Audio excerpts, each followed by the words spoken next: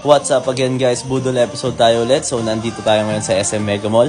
At may sportswear sale nga hanggang bukas November 12. So ayan nga guys, may iba-ibang sportswear dyan yan. May mga medyas, may mga bag, and branded nga yan lahat guys. And up to 80% yung off niya sa mga items dyan. So yun na nga, nagtingin-tingin din kami, baka may mabili tayo dyan. At ang dami din ngang sale na sapatos dyan. So yan, makikita nyo, talagang bagsak presyo nga yung mga yan guys. At madali din pumili dahil naka-arrange na yung mga sapatos per size.